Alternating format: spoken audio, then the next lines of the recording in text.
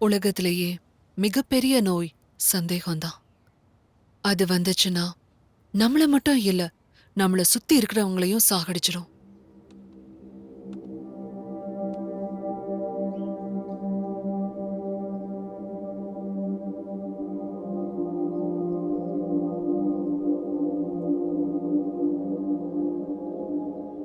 என்னோட ஹஸ்பண்ட் போனை trace out பண்ணதுல இருந்தும், வீட்ல கேமரா வச்சு பார்த்ததுல இருந்தும், செல்லம்மாவுக்கும் என் ஹஸ்பண்ட்க்கும் எந்த ஒரு தப்பான உறவு இல்லைன்னு தெரிஞ்சுக்கிட்டேன்.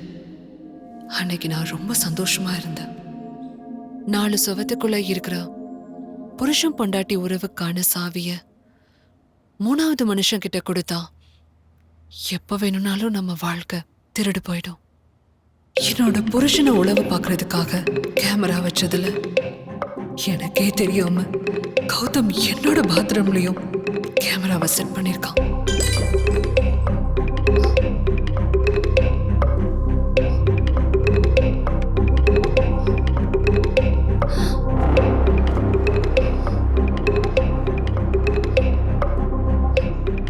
அப்போதான் கௌதமோட சுயரூபமும் தெரிஞ்சது.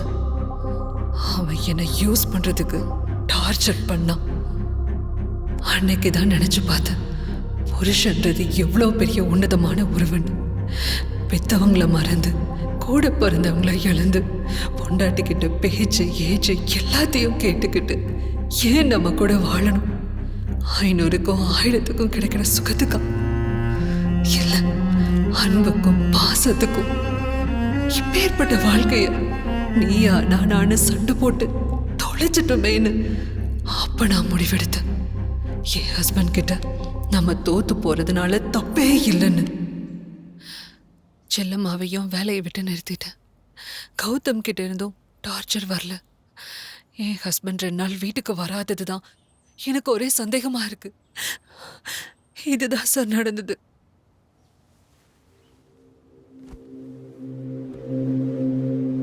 மறுபடியும் ஒரு தடவை கொஞ்சம் நல்லா யோசனை பண்ணி பாருங்க. கௌதம் விஷயத்தை கண்டிப்பா நீங்க யாருக்கிட்டையாவது ஷேர் பண்ணிருக்கணும். கண்டிப்பா நான் யார்கிட்டயும் ஷேர் பண்ணல சார்.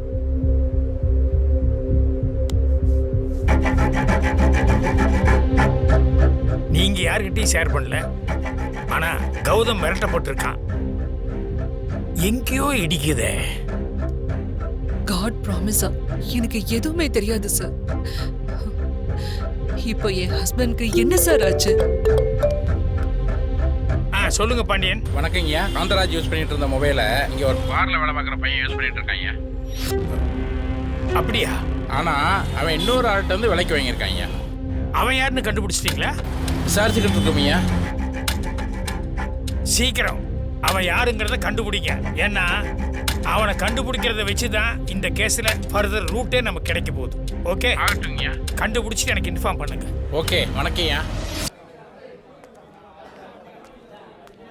என்னடா வந்தானா? இன்னும் வரல சார். வந்தா சொல்றேன் சார். ம்.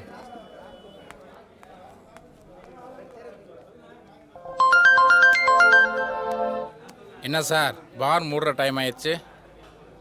பாப்போம். Okay sir. இந்தாப்பா.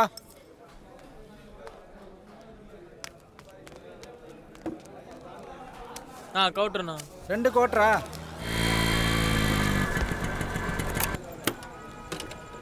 வேற என்னப்பா? சரிண்ணா. அண்ணே, கடையை மூடிடாதீங்க, தூக்கம் வராது. சார் அவன் வந்துட்டான் சார்.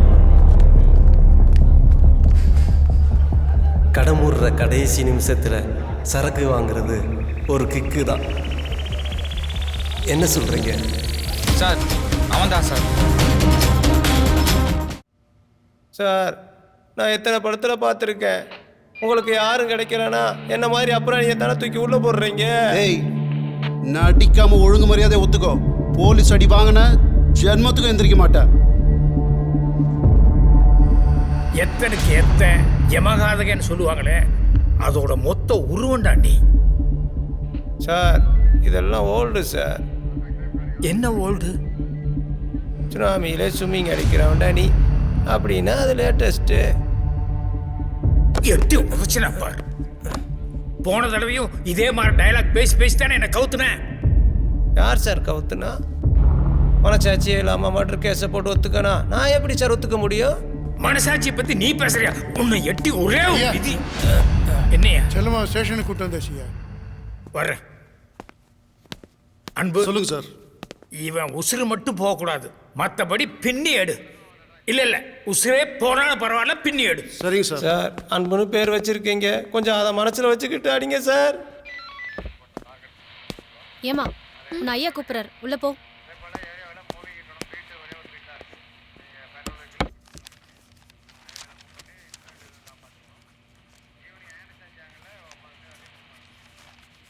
வணக்கம் சார்.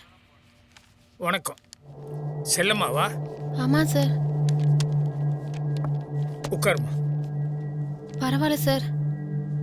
இப்போதைக்கு விசாரணைக்காக மட்டும்தான் உன்னை கூப்பிட்டுருக்கோம், அதனால உட்காரலாம். உட்காரு.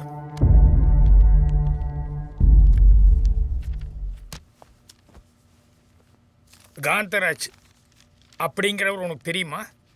தெரியும் சார். அவர் வீட்டில் தான் நான் வேலைக்காரியா இருந்தேன். காந்தராஜ் வீட்டில் நீங்க அவருக்கு வேலைக்காரியா மட்டும்தான் இருந்தீங்களா, இல்ல அப்பப்போ வீட்டுக்காரியாவும் இருந்தீங்களா? ஏன் சார் இப்படியெல்லாம் கேக்குறீங்க? காந்தராஜ் கொலை செய்யப்பட்டிருக்காருமா. அந்த கொலைய உங்க வீட்டுக்காரர் தான் செஞ்சிருப்பாருன்னு அவர் அரெஸ்ட் பண்ணி உள்ள வச்சிருக்கோம். என்ன சார் சொல்றீங்க? காந்தராஜ் யூஸ் பண்ணிட்டு இருந்த செல்போனை உங்க வீட்டுக்காரர் வித்திருக்காரு. கேட்டதுக்கு இது என் வைஃப் வச்சிட்டு இருந்த போனு அப்படின்னாரு. காந்தராஜ் உங்களை வேலைக்காரியா மட்டும் வச்சிருந்தா அவர் போன் உங்க கைக்கு எப்படி வரும்?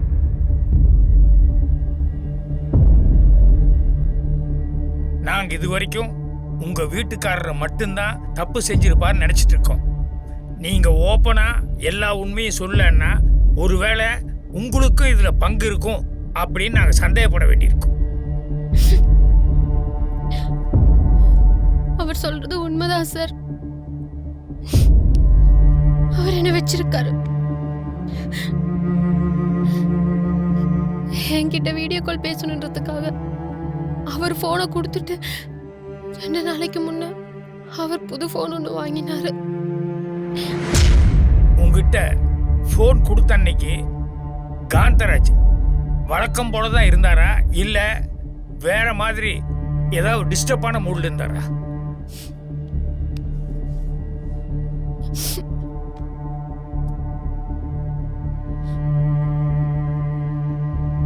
அப்படியெல்லாம் இல்லை சார். நல்லா பேசி சிரிச்சு சந்தோஷமா தான் சார் போனாரு. சரி, உங்களுக்கும் காந்தராஜுக்கும் உண்டான அந்த சமாச்சாரம் அவங்க சம்சாரத்துக்கு தெரியுமா? தெரியாது சார்.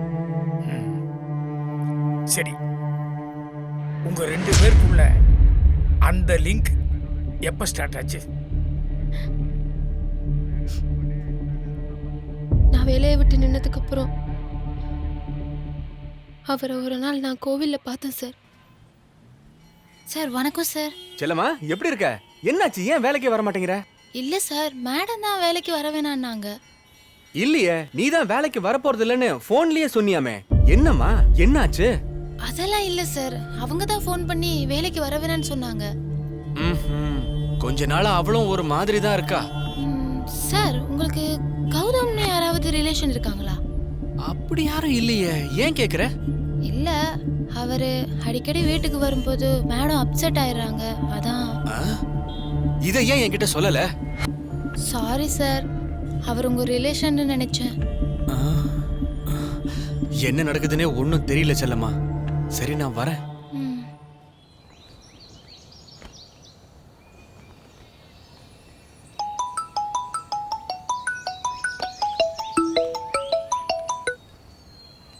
வணக்கம் சார்.